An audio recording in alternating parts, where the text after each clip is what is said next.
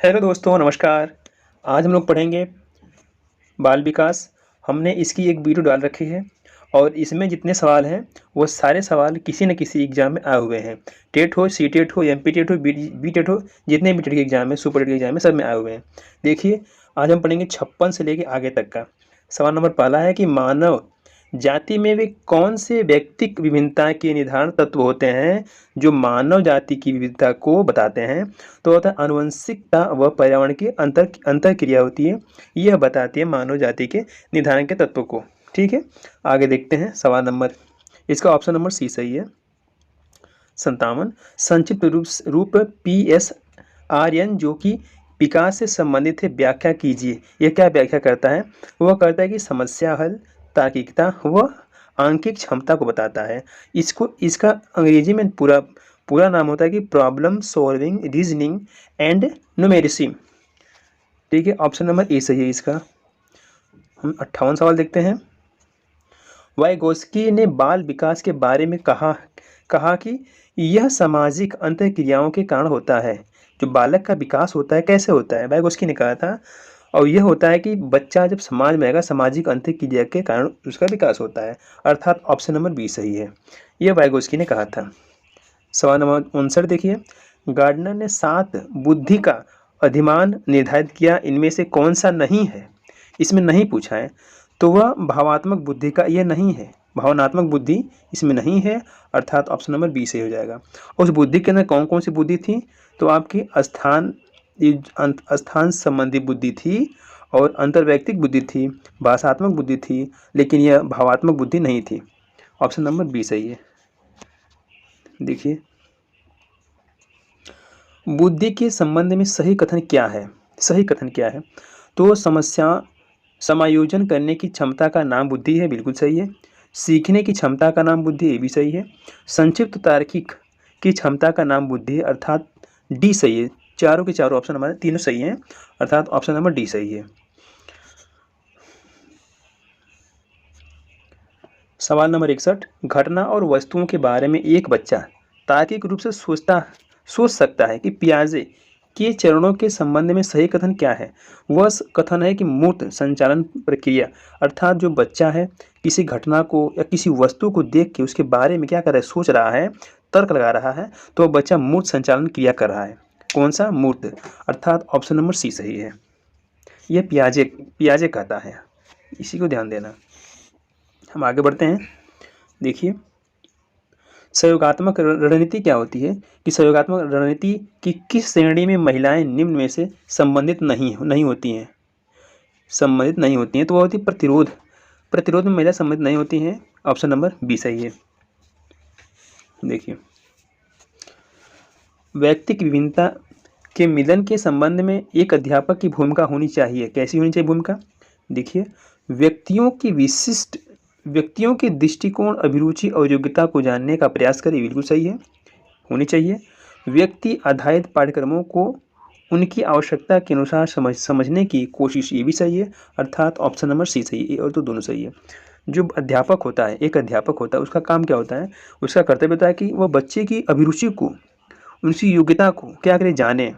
और जो दूसरा है, ये कहता है, दूसरा कहता है कि उसकी जो व्यक्ति के आधारभूत पाठ्यक्रमों को उनकी आवश्यकता अनुसार उसको समझने का कोशिश करें।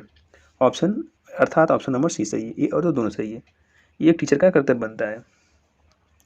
सवाल नंबर 64, यदि एक बच्चे की मानसिक आयु 5 वर्ष तथा वास्तविक आयु 4 वर्ष है, तो इसका बच्चे की IQ होती है कितनी? इसकी IQ तो वह 125 होगी, इसकी IQ लेवल। इसका सूत्र आपको बताया था, दोबारा देखिए। इसका सूत्र होता है IQ बराबर MA/CA, ध्यान दीजिएगा। तो IQ पूछा है, तो IQ निकालने के लिए इसमें क्या दिया? MA मतलब कि मानसिक आय, मानसिक आय दिया 5 साल, यहाँ 5 कर देंगे, यहाँ गुणे 100 करेंगे, 5 कर देंगे, उसके बटा जो वास्तविक आयु, वास्तविक क्या है, वो आपका 4 दे रखा है, गुणे 100 कर देंगे, अर्थात 4 से काटेंगे कितना? 25, 25 चौका 100। अब इस 25 को गुणा कर देंगे 5 से, 25 पचे 125, अर्थात जो बच्चा हमारा उसका IQ लेवल है 125 है, ऑप्शन नंबर ए सही है। आगे बढ़ते हैं। विद्यालय क्षेत्र में रचनात्मक निर्धारकों को जानने की जानने के लिए इनमें से कौन सा उपागम सही नहीं है? वह उपागम है बहुविकल्पी प्रश्न, यह उपागम सही नहीं है। आप देखिए ऑप्शन नंबर बी सही है इसका। सवाल नंबर 66, आपकी कक्षा के कुछ छात्र अति मेधावी, आप उन्हें किस तरह से पढ़ाएंगे? तो उन्हें आप संविधिकरण कार्यक्रमों के द्वारा उसे पढ़ाएंगे। अर्थात जैसे आपकी विद्यालय में कुछ छात्र होते हैं वो अति मेधावी होते हैं, मतलब जो तेज छात्र होते हैं उनको आप किस तरह से पढ़ाएंगे? तो उन्हें आप देंगे समृद्धिकरण कार्यक्रमों को, उसे किसी कार्यक्रम में उन्हें भाग दिलाएंगे, उसके आधार से उसे सिखाएंगे, पढ़ाएंगे। ऑप्शन नंबर सी सही है। देखिए नैदानिक परीक्षा का मुख्य उद्देश्य क्या होता है? तो इसका उद्देश्य होता है कि अकादमिक कठिनाइयों के कारणों का पता लगाना। ये जो होता है नैदानिक परीक्षा, एक टीचर होता है वो बच्चे के कमियों को जानने के लिए इस परीक्षा का प्रयोग करता है।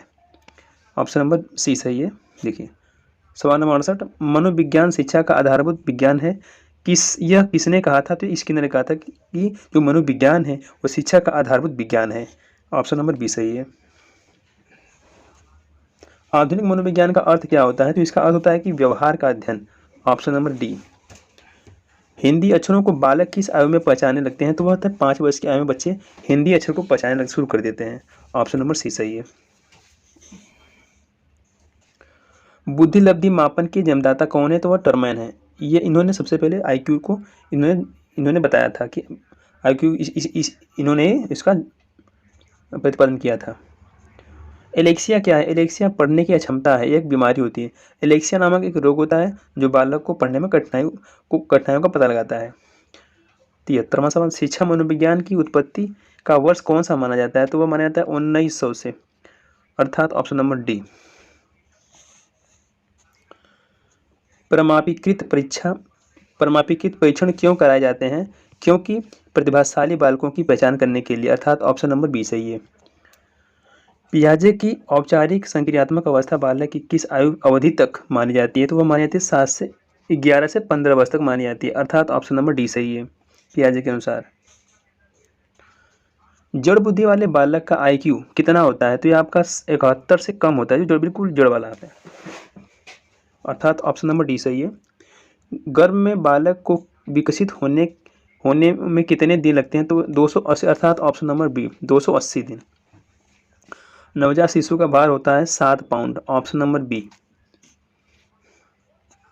बुद्धि लब्धि, देखिए बुद्धि के बहुकारक सिद्धांत के प्रतिपादक कौन है? तो टरमैन है। अभी हम ये एक क्वेश्चन आपको पीछे बताए थे, टरमैन है। उपनयन संस्कार किस शिक्षा काल में किया जाता है? तो यह आता है वैदिक काल में। सबसे पहले जो बालक जो मठ में आते हैं तो उनको सबसे पहले जो उपनयन संस्कार होता है यह ऋषि महर्षियों द्वारा दिया जाता था। उस शिक्षा को कहते हैं वैदिक काल। वैदिक काल में बच्चों को जैसे होता है कि इंटरव्यू लेना, उस तरह से उनको शिक्षा दी जाती थी। उसमें लिखित नहीं थी, सिर्फ मौखिक शिक्षा दी जाती थी, अर्थात ऑप्शन नंबर ए सही है। और उसी को कहते हैं उपनयन संस्कार। 81, निचली कक्षाओं में शिक्षण की खेल पद्धति मूल रूप से आधारित है। यह आती है विकास एवं वृद्धि के मनोवैज्ञानिक सिद्धांतों पर, अर्थात ऑप्शन नंबर सी सही है। जो निचली कक्षा होती है उनमें बालकों को खेल के माध्यम से सिखाते हैं, तो विकास उनका बढ़ता है और वृद्धि के मनोवैज्ञानिक सिद्धांतों का भी विकास होता रहता है, अर्थात ऑप्शन नंबर सी सही है। सामान्य परिपक्व से पहले प्रशिक्षित करना प्रायः यह लाभकारी हो या हानिकारक, यह इस बात पर निर्भर करता है कि किसी प्रशिक्षण में किस तरह की विधि का प्रयोग किया गया है, अर्थात ऑप्शन नंबर डी सही है। यह कहता है कि यदि हम प्रशिक्षण कर रहे हैं सामान्य परिपक्व से पहले तो वह जो परिणाम आएगा या तो लाभकारी आएगा या तो हानिकारक आएगा, और इसी को इन्होंने बताया इसमें, अर्थात ऑप्शन नंबर इसमें डी सही है। बच्चों की सीखने की प्रक्रिया में माता पिता को भूमिका निभानी चाहिए। ये यहाँ पे ऑप्शन छोड़ रखा है, यहाँ पे क्या भरेंगे? तो वहाँ पे होगा बी अगुणमुखी, यानी उन्हें पहले आना चाहिए, अर्थात ऑप्शन बी सही है। वह कौन सा स्थान है जहाँ बच्चे के संज्ञानात्मक विकास को सबसे बेहतर तरीके से परिभाषित किया जा सकता है? तो वह विद्यालय एवं कक्षा का पर्यावरण, यह ऑप्शन नंबर इसका बी सही है। बच्चे का विकास, संज्ञानात्मक विकास सबसे अच्छा विद्यालय में होता है एवं कक्षा का पर्यावरण इस ये बताता है। ऑप्शन नंबर बी सही है। आगे बढ़ते हैं। पृथक पृथक समाज समूहों के व्यक्तियों के प्रति बच्चों की अभिवृत्ति साधारणतया आधारित होती है उनके अभिभावकों की अभिवृत्ति पर। ऑप्शन नंबर ए सही है। मानव विकास किन दोनों के योगदान का परिणाम होता है? तो यह वंश क्रम एवं वातावरण का योगदान होता है मानव का विकास। ऑप्शन नंबर सी सही है।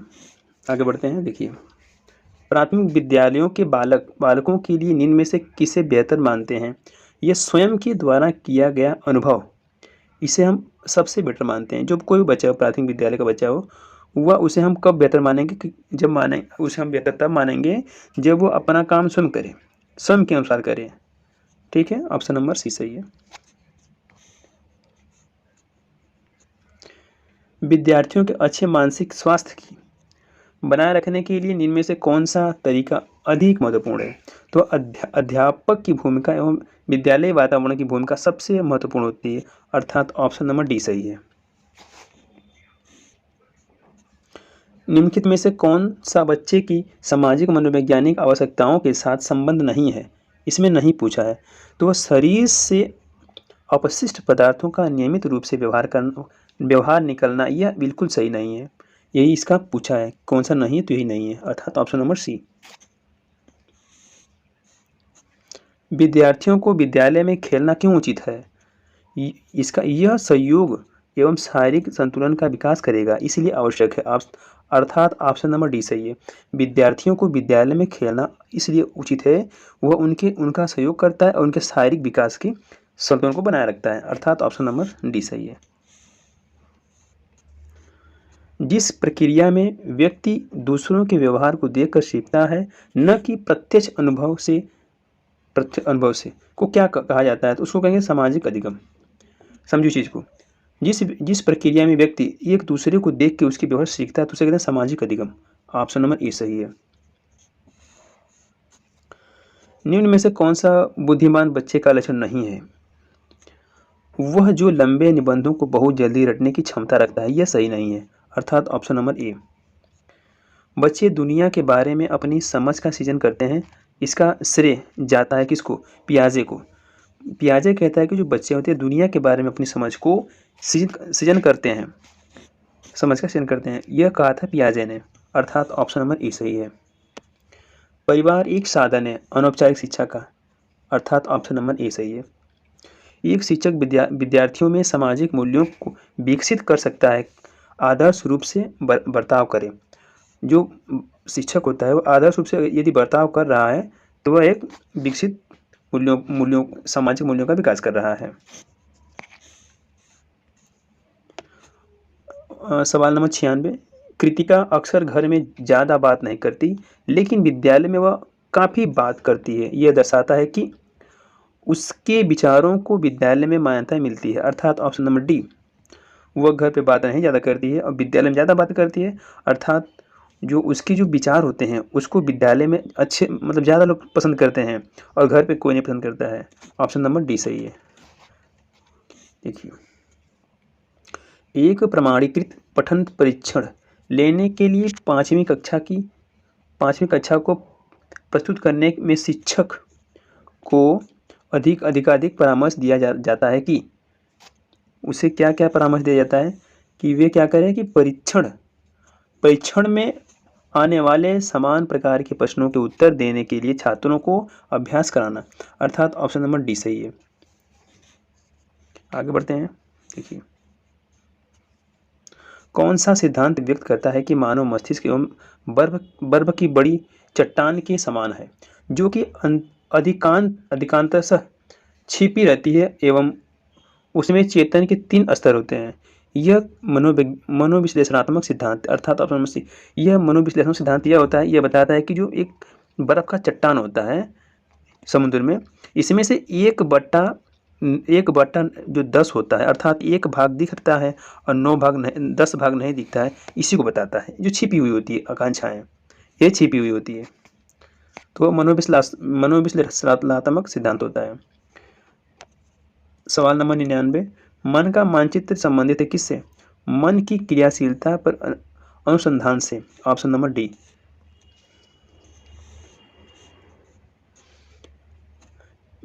स्पेस या डैश डैश डैश को एक अभिप्रेरित शिक्षण का संकेत माना जाता है। किसको माना जाता है?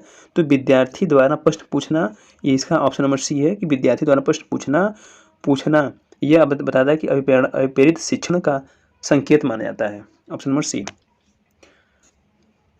सवाल नंबर 101 देखते हैं। अवधारणाओं का विकास मुख्य रूप से डैश डैश डैश का हिस्सा है। किसका हिस्सा है? तो वह बौद्धिक विकास का हिस्सा है। ऑप्शन नंबर ए सही है। आगे बढ़ते हैं। छोटे शिक्षार्थियों में निम्नलिखित में से कौन सा लक्षण पठन कठिनाई का नहीं है? ये नहीं पूछा है, तो पठन गति और प्रवाह में कठिनाई का नहीं है। ऑप्शन नंबर ए सही है। यह बताता है छोटे बच्चों में। भारतीय समाज की बहुभाषिक विशेषता को देखा जाना चाहिए कैसे? विद्यालयी जीवन को समृद्ध बनाने के संसाधन के रूप में, अर्थात ऑप्शन नंबर ए सही है। और जितने विद्यालयी जीवन होते हैं उनको बहुभाषिक विशेषता के रूप में, एक संसाधन के रूप में समझाना चाहिए। तो आज के लिए इतना ही। ये जितने हम सवाल लेके आए सारे सवाल कहीं ना कहीं आए हुए हैं। अब हम आपसे अगली वीडियो में मिलेंगे। तब तक के लिए